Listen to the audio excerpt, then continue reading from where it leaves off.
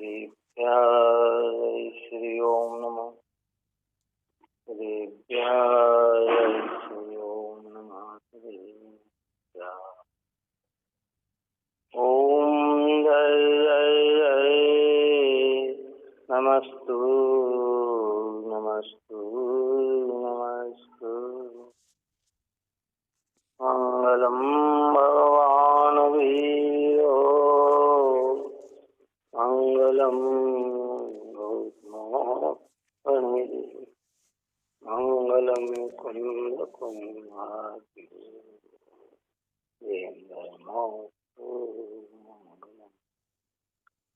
सर्वमंगल मांगल्यम सर्वकल्याणकारिकम प्रधानम सर्वधर्माणां जयं जयतु शासनम् जयं जयतु शासनम् जयं जयतु शासनम्।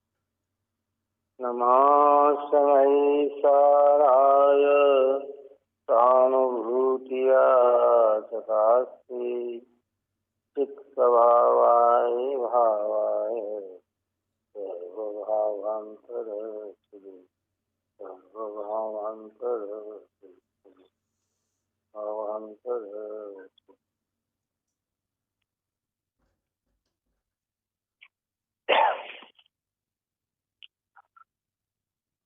अथ 100 नंबर की पूर्ण हुई।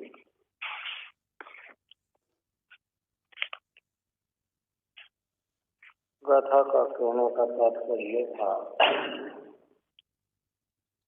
द्रव्य दृष्टि से कोई भी द्रव्य किसी अन्य द्रव्य का करता नहीं है, परंतु पर्याय दृष्टि से किसी की पर्याय किसी के कार्य में निमित्त बनती है। तो जीव उस समय अपनी पर्यायता ही करता है, योग और उपयोग का करता है। परद्रव्य की क्रिया का करता तो कदापि नहीं। सारा जगत अज्ञान है, माई है। ज्ञानी को भी अपनी भाषा का प्रयोग उनकी समझ के अनुसार करना पड़ता है, क्योंकि वे जानते हैं कि ये सत्य नहीं है। फिर भी अज्ञानियों के बीच में रहकर अपनी बात को समझाने के लिए उन्हें उनकी भाषा में समझाया जाता है। पूरा व्यवहार इसी के लिए चल रहा है। कुंदाचार्य जब अपने अंदर से बात कहते हैं तो ग्रंथ के कर्ता में नहीं, गाथाओं का कर्ता में नहीं, भाषाओं का कर्ता में नहीं, और आगे चले फिर कहते लिखने के राग का कर्ता भी नहीं। लेकिन जगत को ये चीज समझ में नहीं आती है, तो भाषा में फिर ऐसा समझाया जाता है। अन्य आचार्य उनको समझाते हैं कि वे ये ग्रंथ की रचना करने की आचार्य उनको देंगे। ये व्यवहार चलता है। परमार्थ को समझने में व्यवहार सहायक बनता है, और कोई व्यवहार को ही पूरी रूप से स्वीकार करके परमार्थ को स्वीकार न करे तो उसके कार्य की सिद्धि नहीं। अब यहाँ कहते हैं कि ज्ञानी ज्ञान का ही करता है। ज्ञानी किसे कहा? जो ऊपर दिखा था, जिसने भेद ज्ञान को प्राप्त होते हुए मुझको पलूप नहीं किया, पर को रूप नहीं किया, दो द्रव्य के बीच में एक के बना जिसने नहीं जाना, नहीं माना, स्वस्वामी संबंध नहीं स्वीकार किया, कर्ता कर्म स्वीकार नहीं किया, भोक्ता भोक्ति स्वीकार नहीं किया, ऐसे व्यक्ति का नाम है समय नहीं किया परमार्थ ज्ञानी।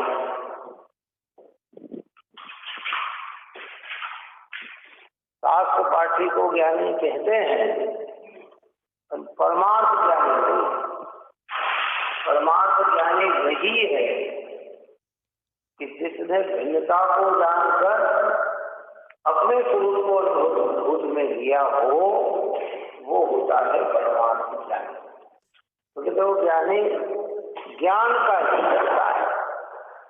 वो ज्ञानी काय का करता है? ज्ञान का ही करता है, क्योंकि ज्ञान ज्ञानी से हटे अलग नहीं है।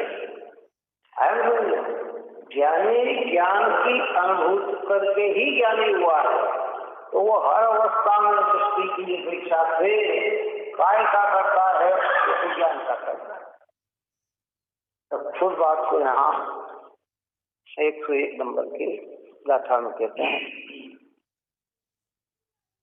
जानावरणादिक सभी उदगल दरग परिणाम है, करता नहीं आत्मा उन्हें जो जानता वह ज्ञानी है। ये ज्ञानावरणादिक जो अष्ट कर्म है, ये पुद्गल के परिणाम है, पुद्गल के कार्य है। करता नहीं आत्मा उन्हें, कि आत्मा उनका करता नहीं। जो जानता वह ज्ञानी, जो जानता है कि इनका अस्तित्व अलग है और मेरे चैतन्य ज्ञान का अस्तित्व अलग है।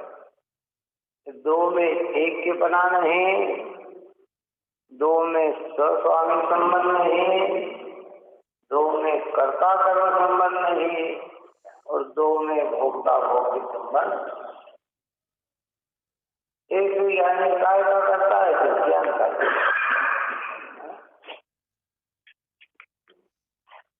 ये पोगल दवाणम परिणामा होती नाण आवरणा ना करे दी ताणी आदा जो जानती सो हवती नानी। वह ज्ञानी है कौन? जो इनका करता नहीं।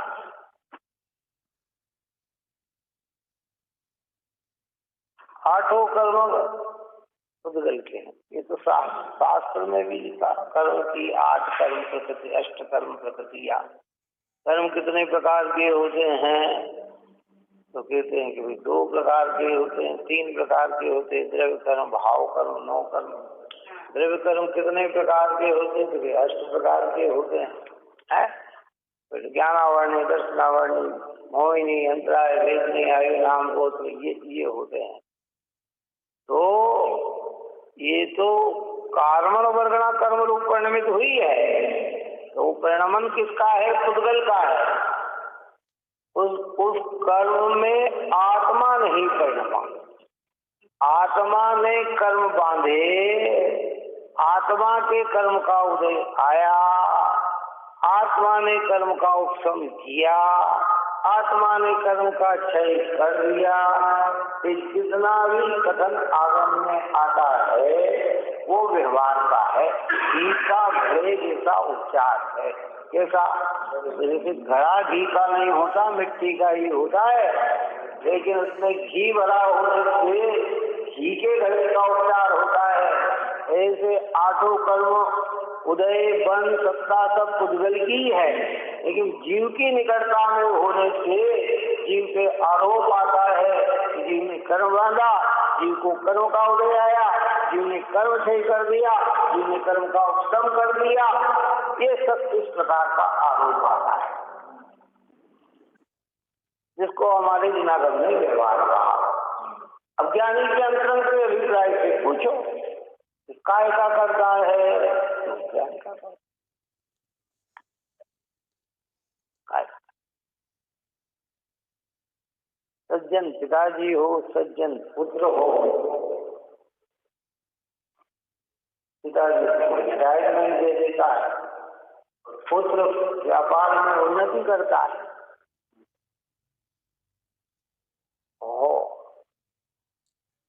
किस पे आरोप देता है?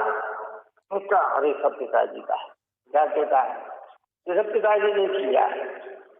पिताजी भी जानते हैं कि मैंने नहीं किए, किसने है, तो इसका कार्य है। वो उनकी व्यवहारिकता है, जिनकी परमार्थता है।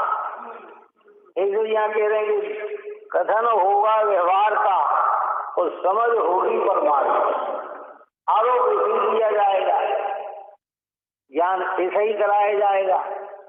सम्यक दृष्टि जीव में सम्यक दर्शन उत्पन्न हुआ तो ये अहंकार नहीं करता कि मैंने निजात पुरुषार्थ से सम्यक दर्शन कर लिया।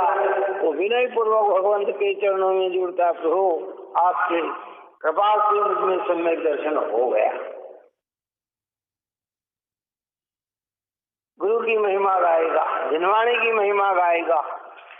लेकिन भगवान भी जानते हैं और जिनवाणी भी जानती है कि अगर वो हुआ है तो निज पुरुषार्थ से ही हुआ, कैसे हुआ है। इसलिए कभी कभी प्रेरणात्मक भी दृष्टांत दिया जाता है, कभी निमित्त की मुख्यता से कथन किया जाता है, कभी उपादान की मुख्यता से किया जाता है। जब उपयोग पर में ज्यादा रमने लग जाए तो कहते वहाँ पहले ये पर में उपयोग भले तेरा देवता शत्रु में भी उपयोग लग रहा हो, ये तेरे आत्मा के लिए हितकारी नहीं है। तेरा उपयोग कहाँ लगे?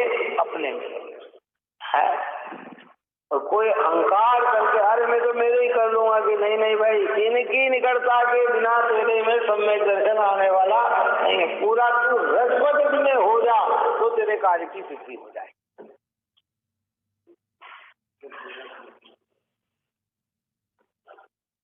धर्म करने से नहीं होता है, ये कई बार अपन ने सूत्र दिया है, समझने से ही होता है।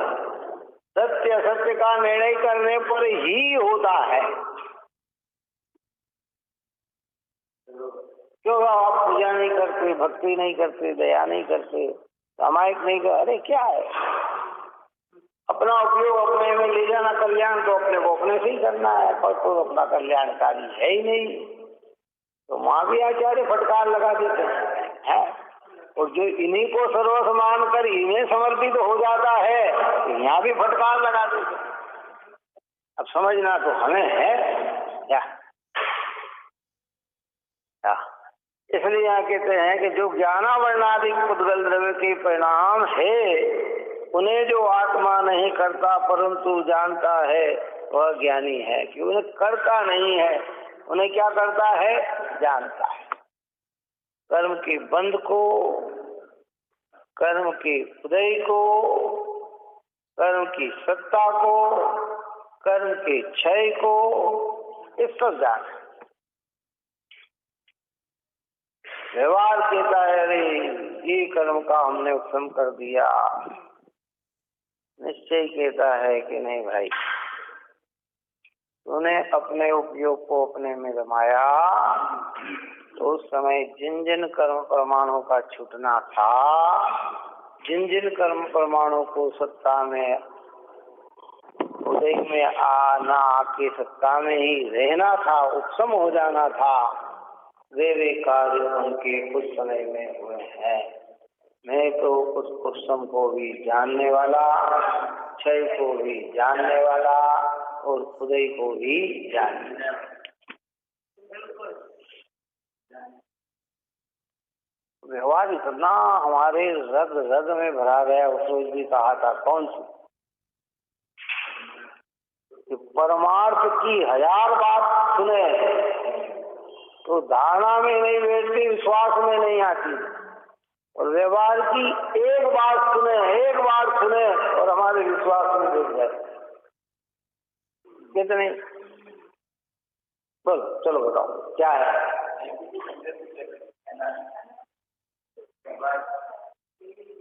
1000 बात। कितनी बात? परमार्थ की बात, उतनी बात सुनने पर भी मेरे अंतरंग में नहीं बैठे, और व्यवहार जरा सी बात सुनने पर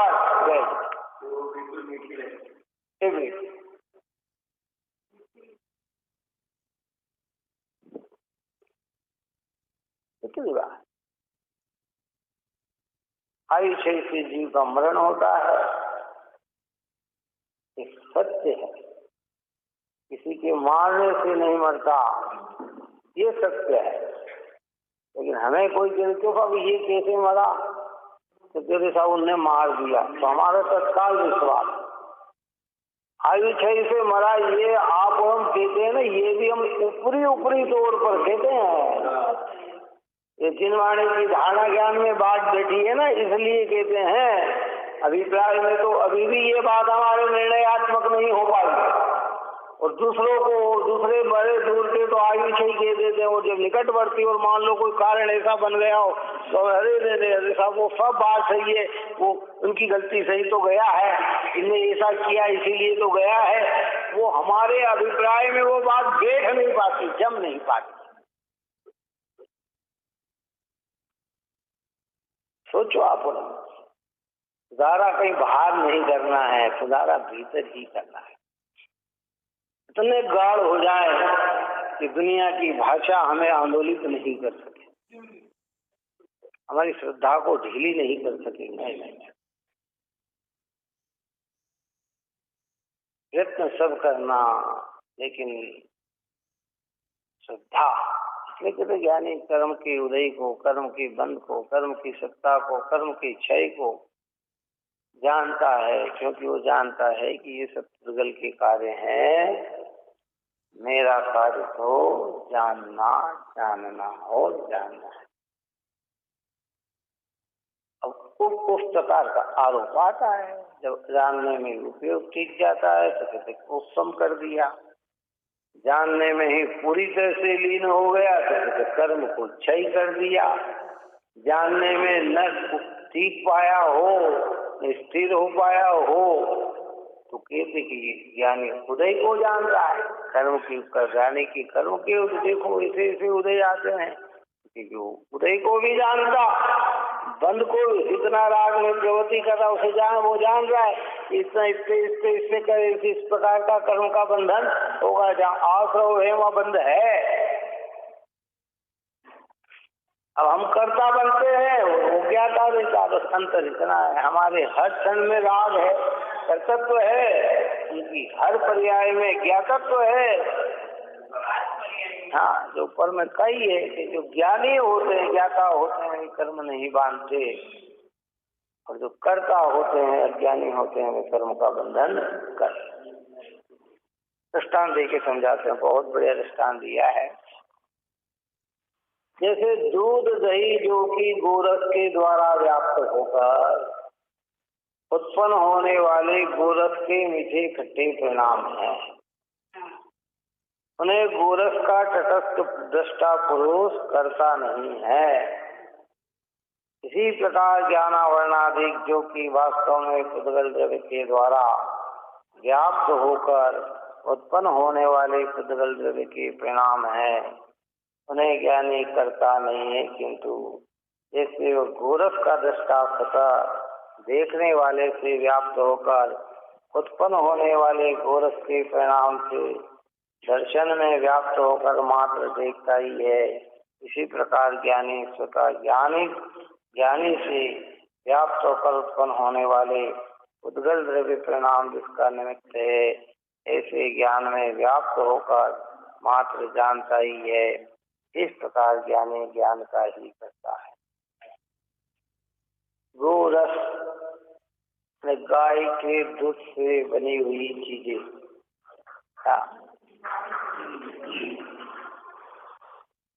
गोरस का मतलब क्या? गोरस, ये जो गाय के दूध से जितनी भी चीज बनती है, चाहे दूध हो, दही हो, छाछ हो, घी हो, ये सब गाय से बनते हैं। भैंस का दृष्टांत क्यों नहीं दिया, बकरी का दृष्टांत क्यों नहीं दिया? इसमें भी मुख्यता है। जैन धर्म में दृष्टांत भी बहुत प्रासुक दिए जाते हैं।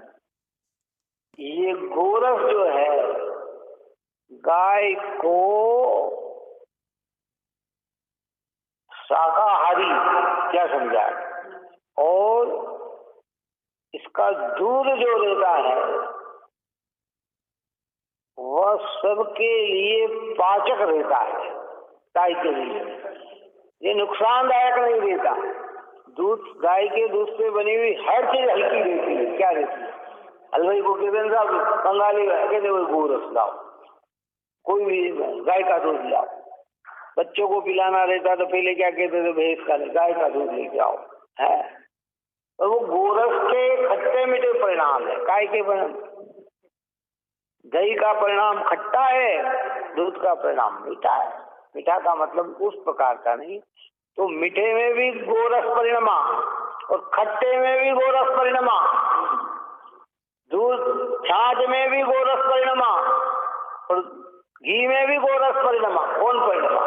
सबके अपने अलग अलग है, लेकिन अब जो गोरस का तटस्थ पुरुष है वो जानता है ये सब क्या है, गाय के दूध का है, तो वो करता बनेगा कि ज्ञाता रहेगा। व्यवहार कहेंगे तो वो कहेंगे, महिला कहेंगे अरे साहब हमने इतनी बुद्धि पूर्वक दही जमाया। एक पीले वाला कहता कि मैंने गाय का दूध निकाला, एक कहता मैंने दही जमाया, एक कहता मैंने बहुत मेहनत करके छाछ बनाई, मक्खन निकाला, फिर वो कहता कि मक्खन से हमने घी बनाया। पर इन सब में परिणमा को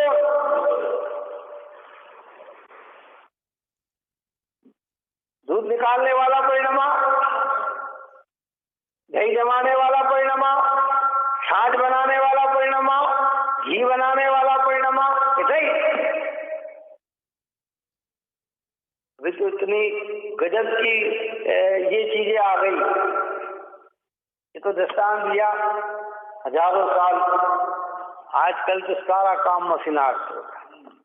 गाय का दूध मशीन से निकल जाता है, गाय से निकल जाता है, आए समझ में है। दही ऑटोमेटिक जम जाता है, दूध मक्खन निकल जाता है, अलग से ही निकल जाता है, घी बन जाता है। एक व्यक्ति इतना काम कर लेता मशीन के द्वारा, इतना काम हो जाता है कि कह नहीं सकते हैं। डब्बों के डब्बे भरा जाते हैं। पहले 5 किलो घी बनाने के लिए, छाछ के लिए मैं थक जाते, कितना है, कितना करे, कितना। अब उस सब में परिणमा कौन? गोरस परिणमा।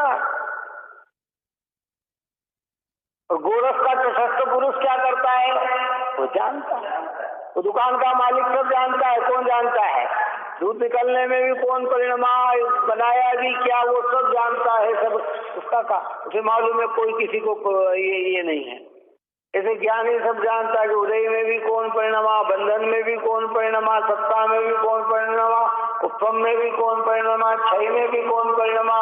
मैं तो इनका तटस्थ ज्ञाता हूँ। तो ज्ञान होने में जीव परिणमा और कर्म रूप में पुद्गल परिणमा। तो जीव उस पुद्गल का करता है, ऐसा व्यवहार कहता है। और कहता है तो ये ज्ञानियों का सदव्यवहार है, लेकिन इसके साथ कर्ता बन जाता है तो फिर वो अज्ञानी हो जाता है। फिर वो अज्ञानियों का अज्ञानमय भाव है।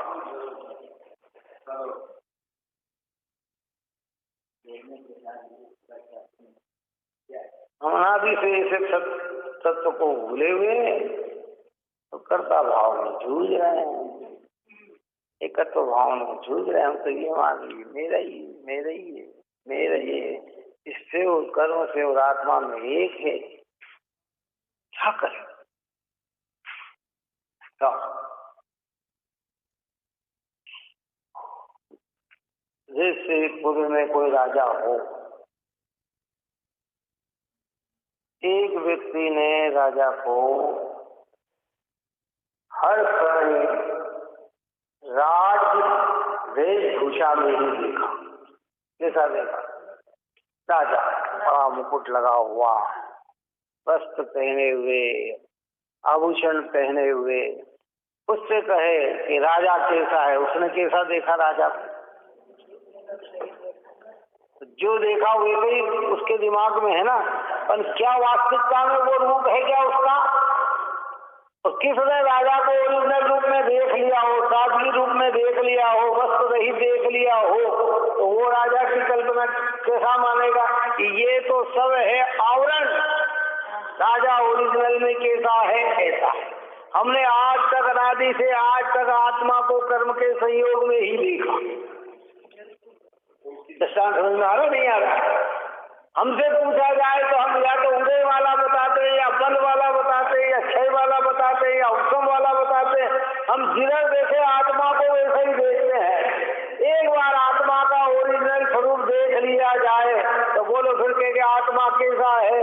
तो कहते आत्मा एक शुद्ध सदा रूपी ज्ञान दृढ़ परमार्थ से कुछ अन्य यह मेरा नहीं, परमाणु मात्र नहीं है। तो एक आत्मा को आत्मा से देखा तो आप बोलो फिर इनका क्या ज्ञाता बनेंगे कि इनका कर्ता बनेंगे? फिर क्या करवा है? अभी तक हमने कैसा देखा था? चलो आत्मा को अभी हमने कैसा देखा? संयोग रूप में ही देखा ना। चलो आत्मा का ध्यान करो तो ऐसे ही ध्यान करेंगे। शरीर रूप में देखा तो शरीर रूप का करेंगे। कर्म का देखा, अरे देखो भैया बहुत पाप बहुत कर्म बन गए आत्मा को, हमने तो बहुत कर्म खपा दी आत्मा की, हमने तो आत्मा कर्म को उपम कर दिया। इन रूप में देखते हैं। तटस्थ पुरुष है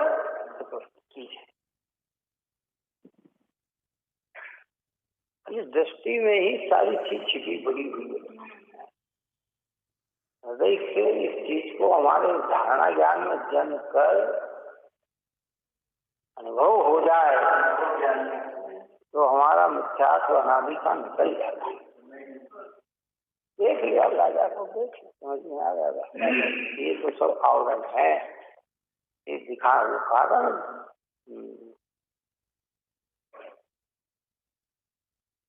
चक्रवर्ती का दृष्टांत जो आता है कि जब उसके सौंदर्य की चर्चा चली स्वर्गलोक में है, इससे ज्यादा देवता को क्या हुआ कि चल के देखे तो सही। और उस समय वो व्यायामशाला में व्यायाम कर रहे थे। अब देवता को तो कहीं जाने आने की बंदिश होती नहीं, उनके लिए तो कोई दरवाजे बंद है नहीं कि अंदर प्रवेश करे कि नहीं। वो तो व्यक्ति शरीर के धारी होते हैं। वो खोज रहे रूप बना कर व्यायामशाला, और उन्होंने देखा, पता लगा करे ये तो रूप देखने के लिए आए हैं। तो अभी क्या, अभी मेरा तो रूप वहां देखना, कहाँ देखना?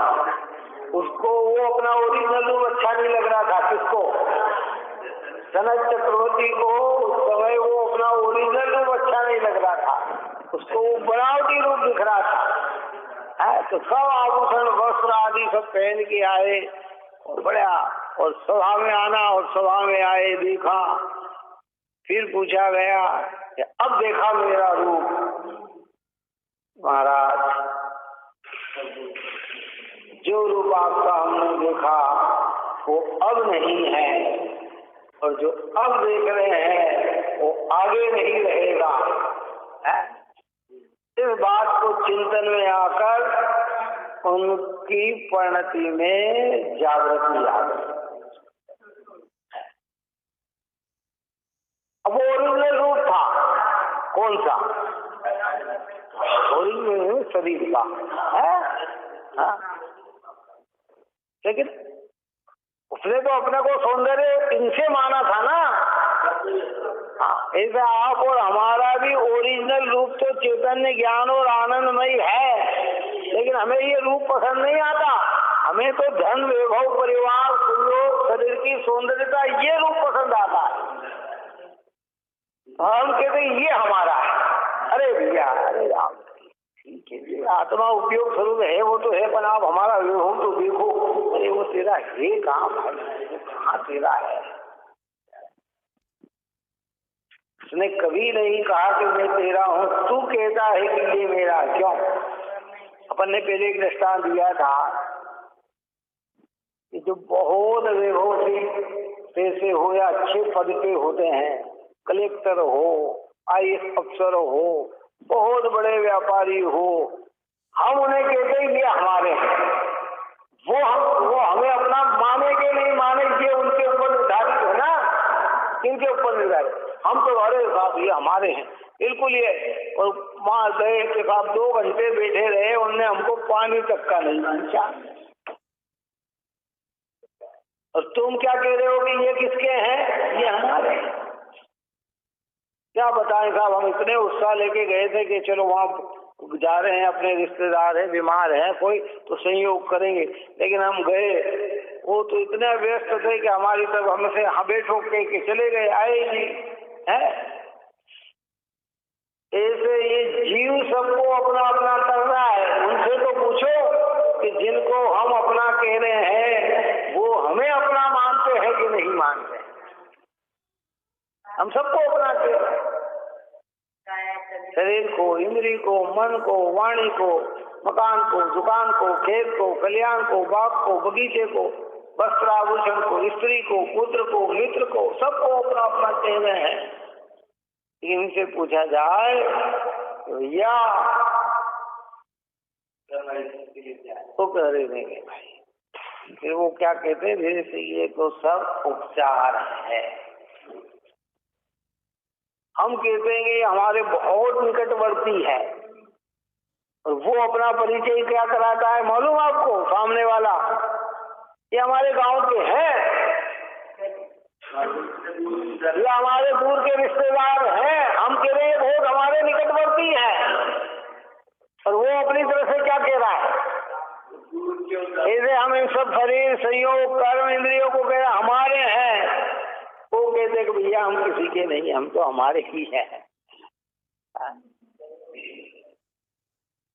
इसलिए ओरिजिनल रूप आत्मा को देख ले, फिर ये कोई अपने नहीं भाषेंगे, ये सब लगेंगे, सब व्यवहार कहा जाएगा, लेकिन परमार्थ साथ में समझा भी जाएगा। अब जो व्यवहार को समझता है और वो जाता है, और अगर वो काम न भी करे तो उसे गुस्सा नहीं आता है, तो कहता बिल्कुल तो सभी संसार की रीति ऐसी है क्या। और जो पूरा उसमें जोर लगा के जाता है वो नहीं करता है, उसे अनंत गुस्सा आ जाता है, भयंकर। अरे मैं इतनी दूर से आया, नहीं मेरे को तो ध्यान तक नहीं, वो समझता है।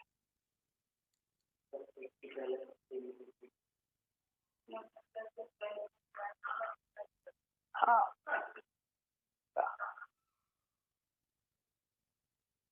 जगत का रीति है, जगत की रीति ऐसी है ना।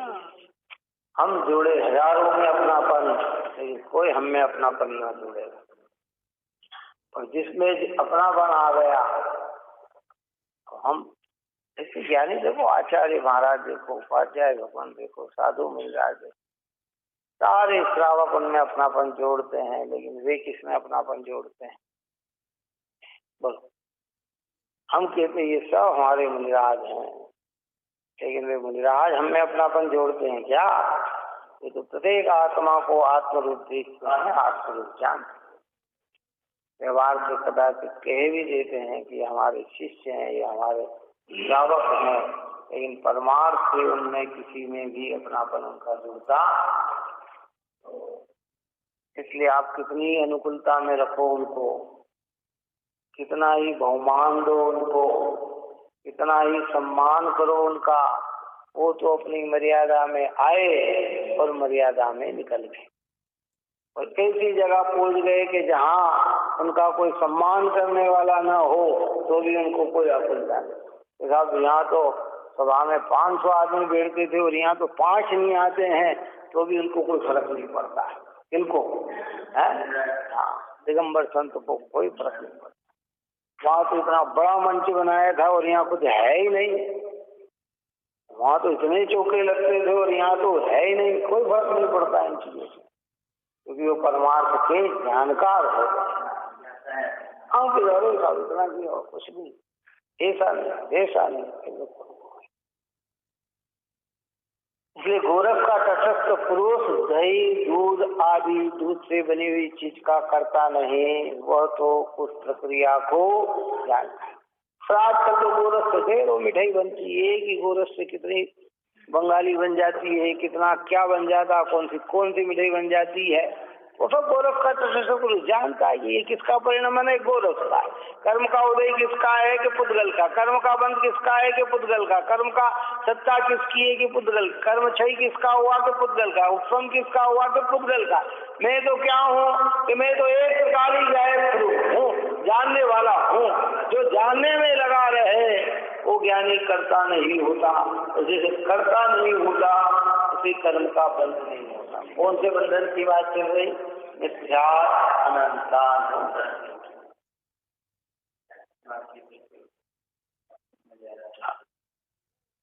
इसी प्रकार ज्ञानी स्वतः ज्ञानी से ज्ञान से व्याप्त होकर उत्पन्न होने वाले पुद्गल द्रव्य परिणाम जिसका निमित्त है, ऐसे ज्ञान में व्याप्त होकर मात्र जानता है। किसमें व्याप्त है वो? ज्ञान। वो जैसे गोरस, सब में गोरस है, ऐसे ज्ञानी प्रतिपल ज्ञान में व्याप्त है। उसकी मति ज्ञानावरण हो या श्रुति ज्ञानावरण हो या अवधि ज्ञानावरण हो, ये अवधि ज्ञान हो या मन पर ज्ञान हो या केवल ज्ञान हो, तो सब में कौन परिणमा? ज्ञान परिणमा। तो वो ज्ञान का करता है, उस पर द्रव्य की क्रिया का करता है। और अज्ञानी को क्या भास रहा है? क्योंकि उसने राजा के ओरिजिनल स्वरूप को नहीं देखा, तो जैसा राजा करता उससे तो वही दिखता है। बोलो विचार करो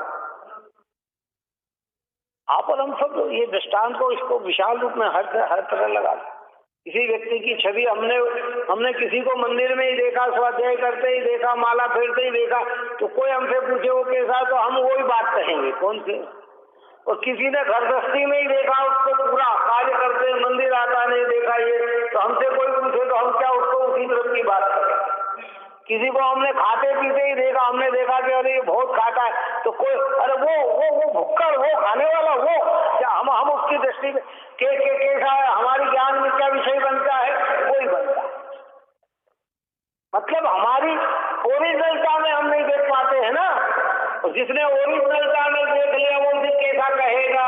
अरे नहीं, ये तो सब संयोग की बात है, ओरिजिनल में तो वह अभी आपने अवधि मणिपुरी जो ज्ञान है, उसको हम नहीं लेते। ज्ञान वो सामान्य की दृष्टि, विशेष का ज्ञान, समझाने के लिए विशेषता, समझने के लिए सामान्य। जो सामान्य पे दृष्टि चली जाए, मिथ्यात्व ठहर नहीं सकता है। ठीक है, अनादि से कारण है। जब बाहरी रूप ही इतना देखा कि आत्मा का ओरिजिनल स्वरूप हमें दिखता है। किसी को हमने ट्रेन में सफर करते बहुत देखा, तो हमारा अरे बहुत जाते आते हैं भैया, वो तो घर में रहते ही नहीं। क्या कहते हैं कि वो रहते हैं कि नहीं रहते घर में? कल क्या कहा जाता है, क्यों तो रहते घर में ही रहते, ज्यादा जाना आना, अरे वो परंतु भाई इसलिए कहते ओरिजिनल स्वरूप को देखो। आत्मा का ओरिजिनल स्वरूप के साथ चैतन्य मार्ग, ज्ञान, आनंद आदि अनंत परमात्मा है, अमूर्त प्रदेशों का पुंज है, प्रसिद्ध ज्ञान आदि गुणों का धारी है, अनादि निधन है, स्वनिर्मित वस्तु स्वयं आप है। ऐसी वस्तु को जिसने देख लिया, अब कितने ही संयोग का कथन करूं, वो उसका ज्ञाता है, तटस्थ है कि उसको अपने रूप मानेगा।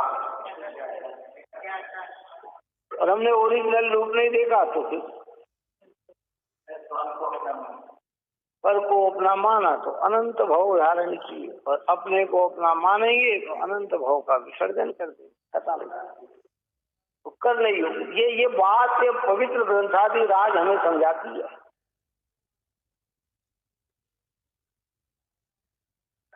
ओरिजिनल स्वरूप सोचे हम विचार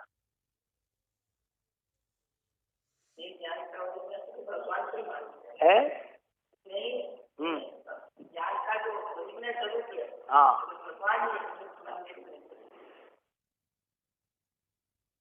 पर्याय रूप से वो सत्य है,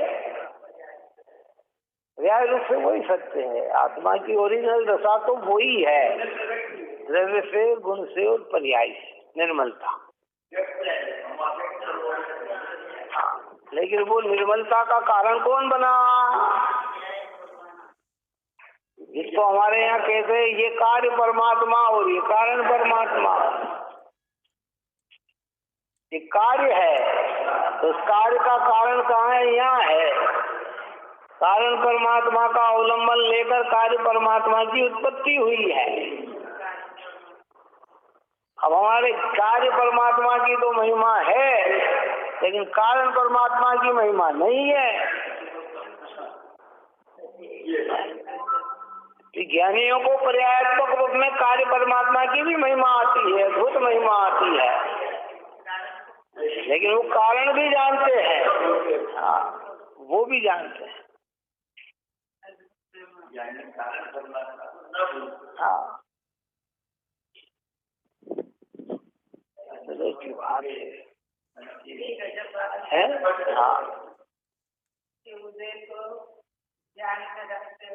हाँ, हाँ, उपादान को दृष्टि में लेकर निमित्त को निरहंकारी बनाना चाहिए।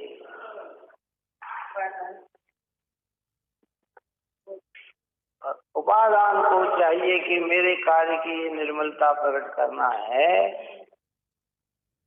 उसमें अनुकूल कौन बनेगा उसको जुटाने का प्रयत्न करना चाहिए। सम्यक दर्शन मुझे प्राप्त करना है तो उसमें अनुकूल ये देव, ये साथ और निर्गंथ गुरु भगवंतों की वाणी उसमें सहायक बनेगी। सहायक का मतलब जब होगा तो सामने यही हो, तो हमें बुद्धि पूर्वक इनमें जुटना चाहिए। कल भी अपन कहा था कि भाई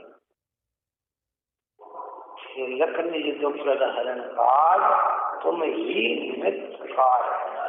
हे भगवान, ये जानकर मेरे अनंत दुखों को हरण करने में अगर कोई निमित्त है तो वो प्रभु आप ही है, पंच परमेश्वरी है। तो इतना निमित्त को सही जान लिया तो क्या होगा?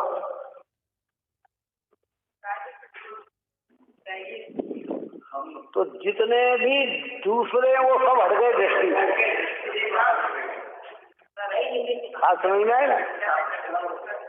कोई नहीं हीरा कहाँ मिलेगा तो कहते ये छोटे मोटे गांव में नहीं मिलेगा, आप इधर उधर ढूंढोगे नहीं मिलेगा तो बम्बई में जाओ। तो जब बम्बई की मुख्यता कर दी तो सारे देश उसे खत्म हो गए। अब वो के बम्बई में कहाँ मिलेगा? बम्बई तो इतनी बड़ी है तो क्या जवेरी बाजार में चले जाओ, जहाँ हीरे जवाहरात का व्यापार होता है वहाँ चले जाओ। और वहाँ भी दुकान अलग है, तो फिर जो की प्रमाणिक दुकान है क्या है कि उस दुकान पे जाओ, आपको गारंटी से मिलेगा। तो ये पारमार्थिक सत्य है। कहाँ सम्यक दर्शन मिलेगा? ऐसे वितरागी मुद्रा के निकट आओ, इनके स्वरूप को पहचानो और आत्म स्वरूप का अनुभव। तो जब ये होने से हमारे इनसे सब तीन लोक में जितने भी मंदिर हैं, चित्रालय हैं और जितनी भी जिन प्रतिमा है, चैत्य है, वे ही हमारे सम्यक दर्शन में निमित्त बनेगी। चाहे वो छोटी प्रतिमा हो, चाहे बड़ी विशाल प्रतिमा हो, चाहे मध्यम प्रतिमा हो, निर्गंथ गुरु ही हमारे सम्यक दर्शन में निमित्त बनेंगे। कुंद कुंद की परंपरा की वाणी जिनवाणी माता ही हमारे सम्यक दर्शन में। तो अब हमें कहाँ भटकना कि कहीं नहीं भटकना। अगर हमें सम्यक दर्शन लेना है तो इनकी निकटता में लो। और ये कहाँ भेजती है? हम भगवान बताए अंतर्मुख मुद्रा हो, आत्म तत्व दर्शाओ, निज दर्शन कर, जिन दर्शन कर, निज दर्शन पा, सदगुरु वचन सुहार, या तुम पद्मासन विराजे भगवान, अंतर्मुख मुद्रा विराजे भगवान, छल के शांति पाए। गुरु के पास जाए तो गुरु अपने चरणों में ही बने रहने की प्रेरणा नहीं देते, प्रारंभ में उसको स्थिर करने के लिए कहते रोज जाए, धीरे धीरे योग्यता आप कहते अपना कार्य। हमारे चरणों में ही नहीं बैठो, जो हम कह रहे हैं उसका चिंतन में लेकर निर्णय करो, अनुभव करो। जिनवाणी कह रही आत्म की महिमा बता रही है, इसलिए अन्य मत और जैन मत में इतना ही अंतर है कि अन्य मत नीचे की ही प्रवृत्ति बताता है, उच्च होने की बात नहीं देता है। जैन धर्म भगवान बनने की बात देता है। होना इसमें इतना चाहिए कि हमारा विनय कभी भी कमजोर ना पड़े। हाँ, बढ़ता है। नहीं तो हमका जब अपना ही कल्याण करना है तो भगवान क्या कर लेंगे? अपना ही कल्याण करना है जनवाणी क्या कर लेगी? अपना ही कल्याण करना गुरु क्या? अरे नहीं, ऐसा भाव नहीं आना। हाँ, उनको तो और उत्कृष्ट भाव आते हैं, लेकिन परावलंबन वृत्ति का परित्याग भूमिका के अनुसार धीरे धीरे हो जाता है। जैसे जैसे भूमिका ऊपर बढ़ती है, हमारे यहाँ तो कहा, जिन्हें गृहस्थ को बिना दर्शन किए भोजन नहीं करने की बात, और निराज को दर्शन न मिले भगवान के तो भी हाल हो। क्या करते हैं बोलो? हमारी भूमिका क्या? इतना चाहे सम्यक दृष्टि हो, चाहे सामान्य पुरुष हो, प्रभु के दर्शन करके ही, जनवाणी सुनकर ही, निर्ग्रंथ गुरु की निकटता के रहकर ही उसे भोजन लेना चाहिए। मुनिराज जंगल में क्यों? हाँ, कि वे इतने निर्मल परिणाम होते हैं कि भगवान के दर्शन काय के लिए करना? आत्मा के दर्शन, आत्मा के परिणाम निर्मल करने के लिए। अब वे अपने आत्मा के में रहकर अपने परिणाम निर्मल कर लेते हैं तो उनके लिए आवश्यक नहीं। तो फिर भूमि जब वो आते हैं और उन्हें पता लगता है कि नगर में मंदिर है, तो दर्शन का भाव आए बिना रहता है कि चलो हे देव वंदना करें, भक्ति से भगवान की वंदना करें। विकल्प आता है, तो जंगल में है तो ध्यान रखते। रामचंद्र जी जंगल में मुनिराज को हार दिया, वहां का बोलू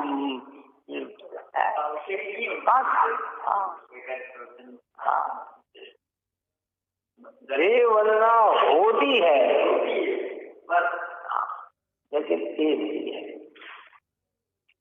क्योंकि उसका लक्ष्य उनके पीछे एक मंदिर में आ रहे थे परिणामों की निर्मलता के लिए आ रहे, भगवान की सौम्य मुद्रा देखकर, शांत मुद्रा देखकर मेरे परिणामों में भी अकषाय भाव जन्म ले ले, अकर्तृत्व भाव जन्म ले ले, आधार समझ जाते। तो अपने पूजा करी थी ना शांति विधान है, आप और हम सोच रहे थे शांति विधान में तो इतना बताया, हम सोच रहे थे कि 8,56,97,481 अकृत्रिम चैत्यालय। कितने अकृत्रिम चैत्यालय कितने हैं? ओम लिंग त्रिलोक संबंधी 8,56,97,481 अकृत्रिम चैत्यालय को मध्य लोक में 458 है, लेकिन वहां तो कहा कि भवन व्यासी 2-3 उनके अंदर असंख्यात अकृत्रिम चैत्यालय पूजा में आया ना है।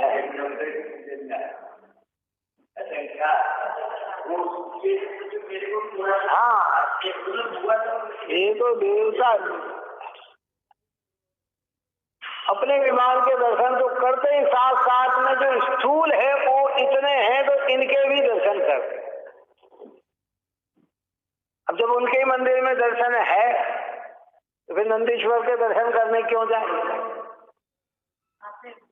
लेकिन ये विशेषता जम के तो ना, तो शिखर जी भी जाएंगे तो भगवान को पूजेंगे, यही भगवान है तो हम शिखर जी क्यों जाए? कह रहे भाई भूमिका के अनुसार भाव आए बिना रहता नहीं है। यदि आराधना अपने मंदिर में भी वही करना है और वहां भी वही करना है, लेकिन ये क्षेत्र के निमित्त से परिणामों में विशुद्धता होती है। निमित्त नैमित्तिक संबंध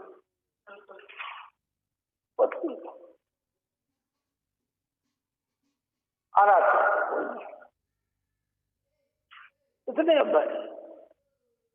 गिनती नहीं बताई, असंख्या। ये नहीं कहा कि 10 करोड़ है कि 20 करोड़ है कि 50 करोड़ है। यानी इसका अर्थ ये हो गया कि मनुष्य लोक से देवताओं की संख्या कई गुना अधिक। जितने मनुष्य है ना, देवताओं की संख्या उससे कई गुना अधिक है। और भवन व्यासी तो नरकों में उनके भवन बने हुए हैं, तो वहां भी अकृत्रिम चैत्यालय।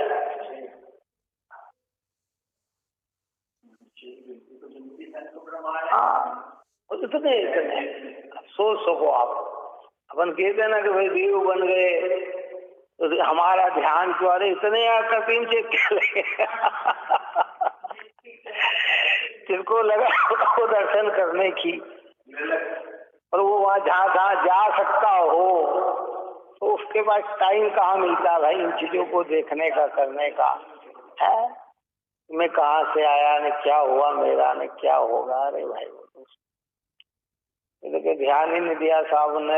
तो कई लोग ऐसे तीव्र मोही होते, मन के ख्याल से मर जाते, व्यंतरादी बन जाते हैं।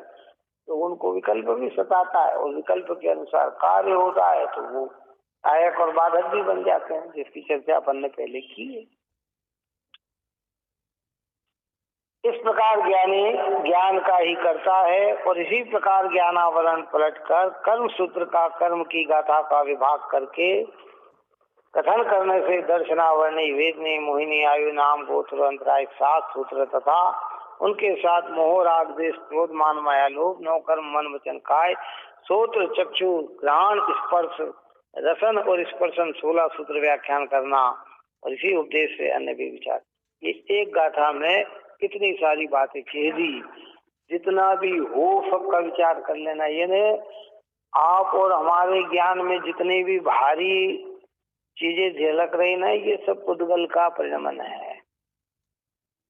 8 कर्म की उदय अवस्था पुद्गल की है, 8 कर्म का बंध पुद्गल का है, उपसम आदि पुद्गल के हैं, चौपम आदि पुद्गल के हैं, इंद्रिया आदि पुद्गल की है, मोह राग द्वेष भी पुद्गल के हैं।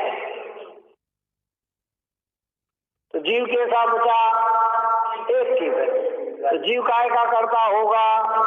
तो जो चैतन्य का करता है वो ज्ञानी, और जो इनका करता बनता है वो अज्ञानी।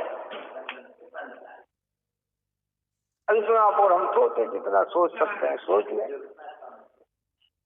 इस प्रकार की ये व्याख्या कही है। अब यहाँ कहेंगे कि अज्ञानी भी परद्रव्य के भाव का करता नहीं है। अब अज्ञानी को भी कह रहे हैं कि अज्ञानी परद्रव्य के भाव, यानी उसके जो कार्य है उसका कार्य का करता तो अज्ञानी भी नहीं है, पर वो मानता है कि मैं करता हूँ। उस गाथा को यहाँ खुलासा करेंगे।